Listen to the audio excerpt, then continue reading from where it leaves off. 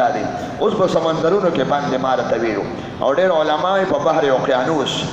دا د امریکا او د لندن په منځ کې چې کوم سمندر دی بحر اوقیانوس تقریبا یو ځای دی پکې نو ما ته خو دې واقعیات نه دي خو 11 لاک او 44,000 کیلومتر مربع کیلومتر علاقه ده په بحر اوقیانوس هغه ځای کې دغه شته یو خاص او سم میگنیټ او سم مغناطیسي نظام دی د کفارو خفیه په دې جماعت کې مخکې پخواو په دې جماعت کې دغه د تاکال خلک شکر دی د باړاګیټ خلک شیخ محمدو دا ټول د جماعت تراتل مصلی به چولې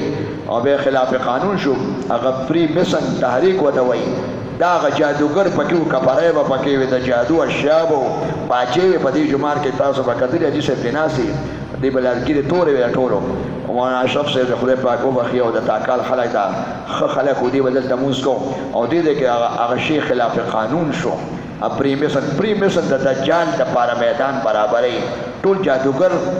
او د مړو او تخریبکار دا هغه ځای کې د بحر اوقیانوس په اسرائیل کې دي په مختلفو ملکونو کې د انجیوز په نوم باندې وي خدای لوی خلک به ځان سره شامل کړو او دې د هغه لپاره ما هغه د غلطو خبرو بے حیايي قتل و قتال شراب نوشي د ډمتوب آلات د خلک بے حیا کول زناکاري اسباب جوړول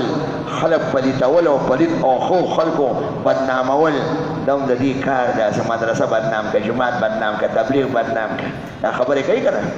چې څه کوي د پټکي او ګیرې نوم ولا ورکی حالانکه دا کار خو هغې نه کوي نو دا هغه سمندر کې اوس هم دی هلته جز نشي تللی خوا کې بره جز په هغې نشي تللی راغورځوي یې ټوټې ټوټې کوي داسې ټکنالوژي ده او دجال سره به ټکنالوژي وي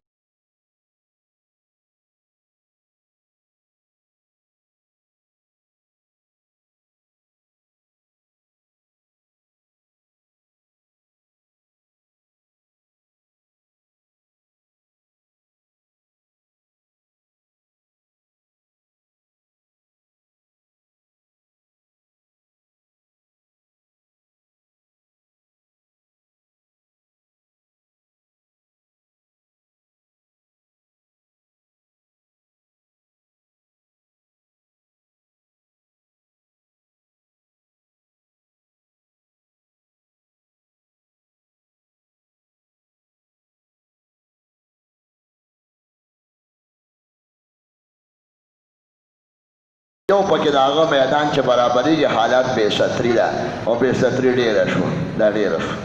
نو نیک سړی به ځان خبرې که نه چې دا کار به زه نه کوم زه به دغه کار دغه لار دغه اخلاقو او دغه جامه باندې به زه نظم په هغه طرف او نه به خپل اولاد او خپل لاندې کسان دغه ته پرېږدم دا چا لیکلي ښځه چې ویښته پرېږدي او د زلفې ملفې ښځې د ښځو په شکل کې ویښته پرېښودی شي ښځو باندې ویښته خوړل حرام دی نو ښځې ویښته پرېښودی شي خو د ډمانو